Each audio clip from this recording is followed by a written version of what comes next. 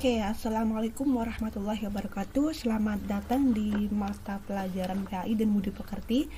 Di sini kita akan belajar materi baru ya. Materi kali ini yang saya bahas adalah materi mengenai tentang sujud. Yang mana sujud yang kita tahu bahwa sujud itu adalah merupakan salah satu gerakan daripada rukun sholat. Tapi fokus kita kali ini hanya bahas tentang sujudnya saja ya. Oke, adapun tujuan pembelajaran daripada pembahasan materi tentang sujud itu sendiri ada 4 yang saya simpulkan. Yang pertama yaitu siswa diharapkan dapat menjelaskan pengertian sujud dengan benar. Yang kedua, siswa diharapkan dapat menjelaskan macam-macam sujud dengan benar. Yang ketiga, siswa diharapkan dapat menjelaskan tata cara melaksanakan sujud dengan benar. Yang keempat, siswa diharapkan dapat menjelaskan hikmah melakukan sujud itu sendiri. Pada fokus rumusan masalah sesuai dengan rumusan tujuan pembelajaran, maka kita mencapai rumusan masalah ada 4 ya. Yang mana yang pertama yaitu apa sajakah macam-macam sujud. Yang kedua tentang bagaimana tata cara melaksanakan sujud. Yang ketiga tentang ketentuan dan dalil naklinya. Dan yang keempat tentang sebab dan hikmahnya melaksanakan sujud itu sendiri. Oke, fokus yang pertama yaitu macam-macam sujud. Berdasarkan buku yang saya jadikan referensi menyatakan bahwa macam-macam sujud itu ada 3, yang mana yang pertama yaitu sujud syukur, yang kedua sujud tilawah, dan yang ketiga adalah sujud sahwi. Oke, saya akan bahas. Lantas pengertian dari ketiganya apa? Baik, yang pertama adalah sujud syukur. Oke, syukur itu yang kita tahu adalah ungkapan rasa terima kasih kita kepada Allah Subhanahu wa Ta'ala, dan juga terhadap nikmat dan terhindar dari segala mara bahaya yang besar. Jadi sujud syukur itu adalah sujud yang dilakukan ketika seseorang memperoleh kenikmatan dari Allah Subhanahu wa Ta'ala dan terhindar dari mara bahaya yang besar. Yang kedua adalah sujud tilawah. Sujud tilawah ini adalah sujud yang dilakukan ketika membaca ayat-ayat sajdah, baik di dalam maupun di luar sholat. Yang ketiga adalah sujud sahwi. Sujud ini adalah sujud yang dilakukan ketika kita lupa atau ragu-ragu di dalam gerakan dan jumlah rakaat sholat.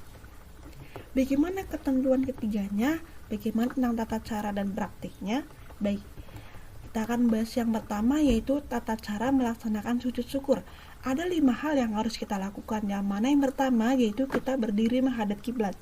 Lalu setelahnya kita berniat untuk melaksanakan sujud syukur dengan bacaan nawaitu sujud dan syukri sunnata lillahi ta'ala.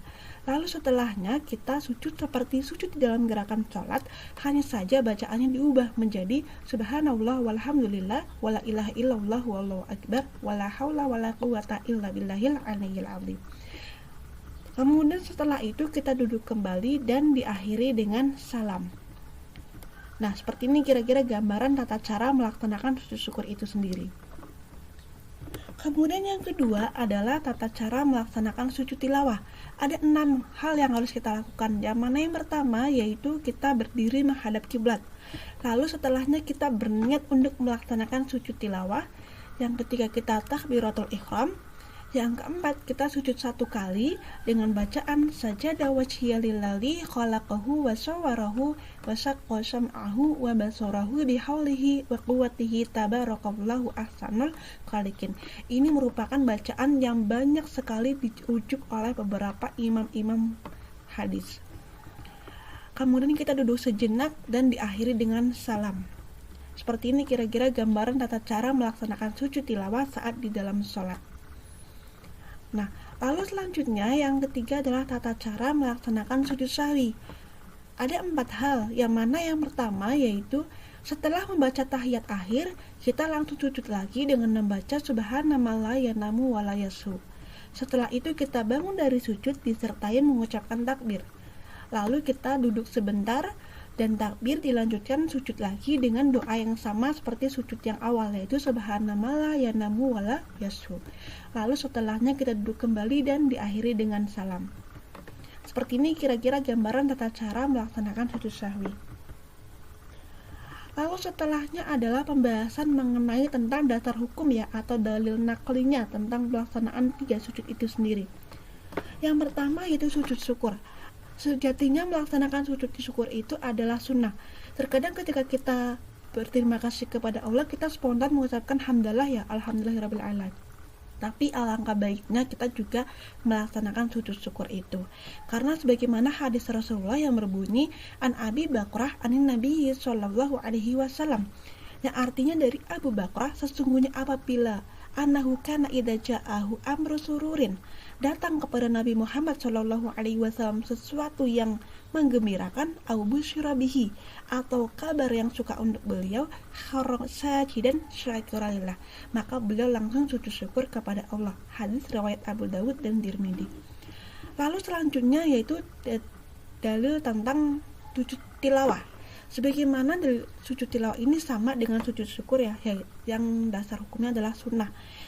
Yang mana hadis Rasulullah yang berbunyi An Ibni Umar anna Nabi sallallahu alaihi wasallam kana yaqra'u alaina al-Qur'an fa idza marra bi sajdah kabara wa sajada sajadana ma'ahu. Rawahu Tirmidzi. Dari Ibnu Umar, sesungguhnya Nabi sallallahu alaihi wasallam pernah membaca Al-Qur'an di depan kami.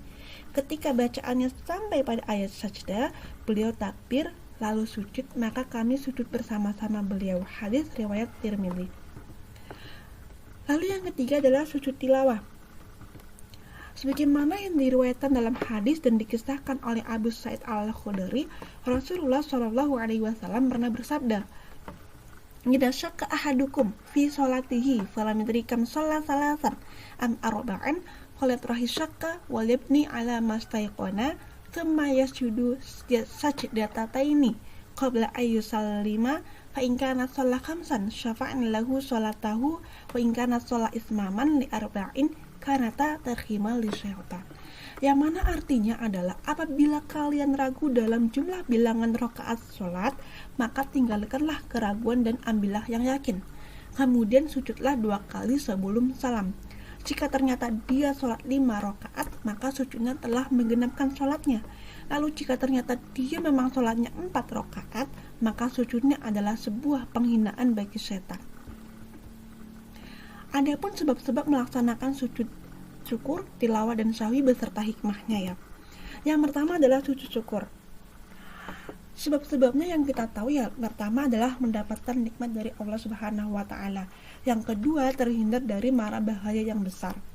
Adapun hikmahnya ada beberapa. Di sini yang pertama itu kita akan terhindar dari sifat sombong. Kita juga akan memperoleh kepuasan batin karena kita merasa dekat dengan Allah.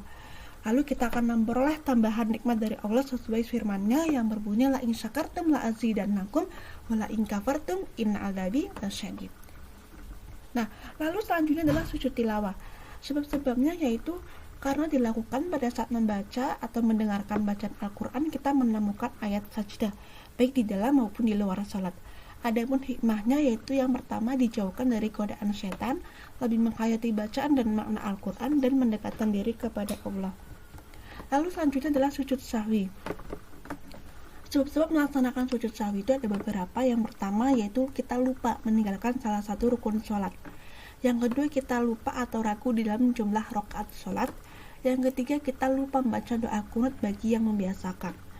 Hikmahnya yang pertama yaitu kita terhindar dari sifat sombong. Yang kedua kita diajarkan memahami bahwa orang lain pun baik. Anak-anak, karena tadi adalah proses pembelajaran kita ya mengenai tentang sujud, ada beberapa macam soal ya yang bisa saya berikan ke kalian. Silakan dikerjakan dan dikumpulkan untuk bahan evaluasi sejauh mana kalian memahami materi tentang sujud ini sendiri. Bisa dikumpulkan setelah pembelajaran ini telah selesai. Itu saja ya. Oke, tak terasa waktu kita telah selesai. Mudah-mudahan ilmu yang saya berikan ini bisa bermanfaat dengan baik, bisa bermanfaat dan bisa berguna kapanpun dan dimanapun kita berada. Amin ya rabbal alamin. Itu saja akhirul kalam. Wassalamualaikum warahmatullahi wabarakatuh.